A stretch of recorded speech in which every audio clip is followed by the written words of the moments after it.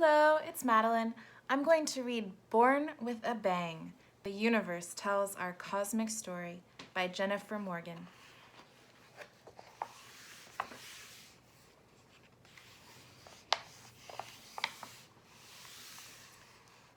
My dearest Earthling, you may not know me. We haven't talked before. I'm the universe, and it's time for us to get to know each other. After all, I'm 13 billion years old now, give or take a few billion years. And how old do you think you are? 9, 13? How about 13 billion years old too? You are a part of me. You are a part of the universe. You've never been separate from me. That's why I'm going to tell you a story about me, which is about you too. There are many stories about how everything came to be. This story is based on discoveries by Earthling scientists. As they learn more, the story will change. I can't wait to share with you what I know so far. Now, my dear Earthling, make yourself comfortable and let's begin at the very beginning. Once, you were a tiny speck, buried deep in the dark inside your mother. But you couldn't stay small. You grew and grew until one day you were ready to leave the darkness. On that very special day, your birthday, you were born into the light. I too had a special day when I was born. But there was no light for me to be born into. I am the universe. You were inside me from the very beginning, but not in your human form. Like you, I started as a tiny speck, about 13 billion years ago or so. I was smaller than a piece of dust under your bed. It's hard to imagine that I started out so small, but I did. And if you asked me where I came from, I would tell you that I don't know. It's the greatest of all mysteries. But there I was. Like you, I couldn't stay small. I was bursting with wild and dazzling dreams of galaxies, stars, and planets in radiant colors. Bright yellow, molten red, piercing blue.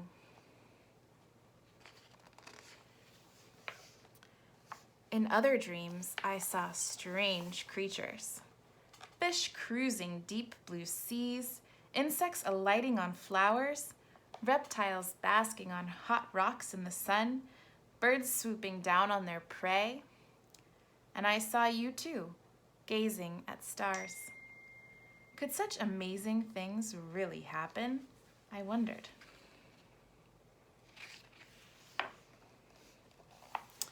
Oh, how I wanted my dreams to happen.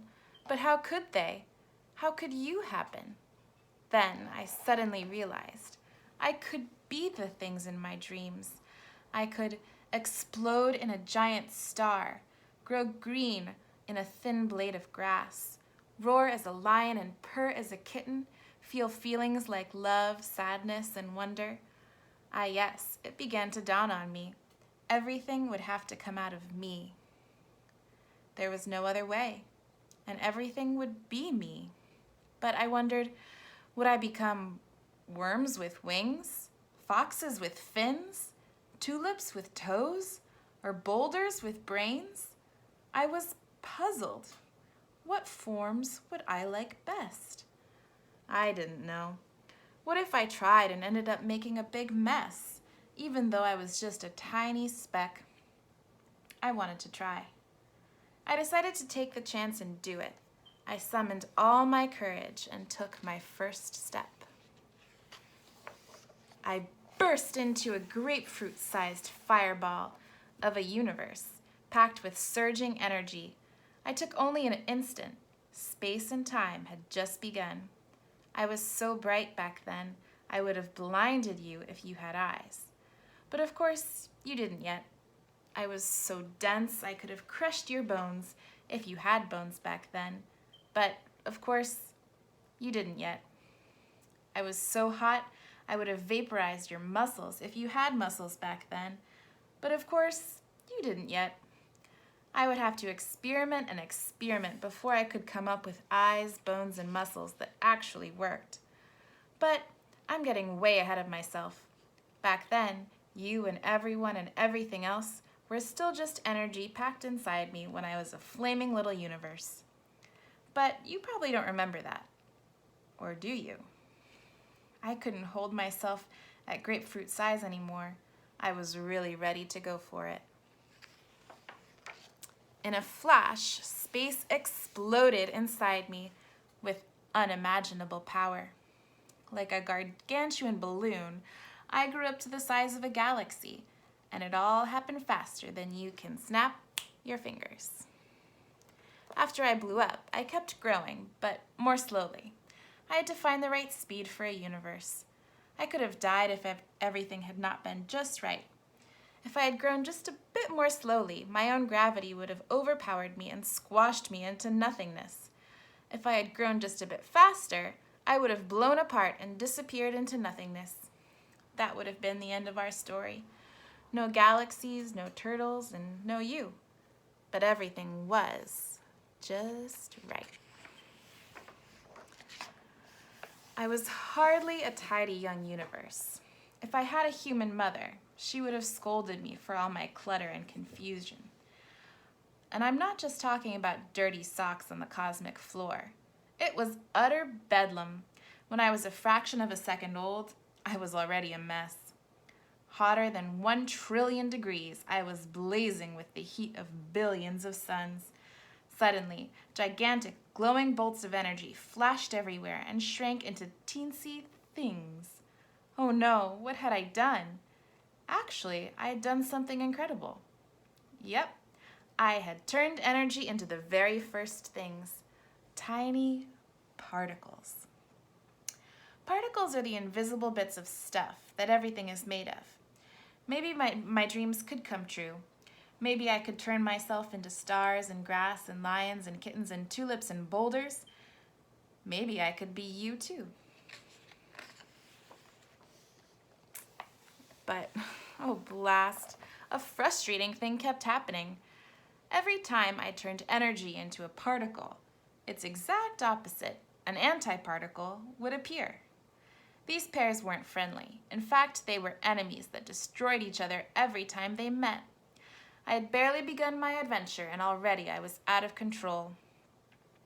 Two sides were at war, yet both were part of me. In the beginning, they were equally matched and kept zapping each other. So I made more, billions more, and then, amazingly, for every billion particles that were zapped by antiparticles, I was able to make one more extra particle. The particles were winning, so I made more and more and more. Then I stopped. I had enough basic bits of stuff to build myself into the universe you know today. And guess what? A number of these particles have stayed the same ever since. Everything, including your body, is made out of those same particles that I made long, long ago. But I'm getting ahead of myself again. Back then, when I had just finished making particles, I looked like a huge glowing fog. Zapped particles and antiparticles hadn't disappeared. They had turned into light. That's when I knew that even though things might seem to die, they never really end. They just changed form. After all, everything is part of me and always will be. I am particles and I am light. It's hard to believe, but I was still less than 1 second old. So much was happening at breakneck speed.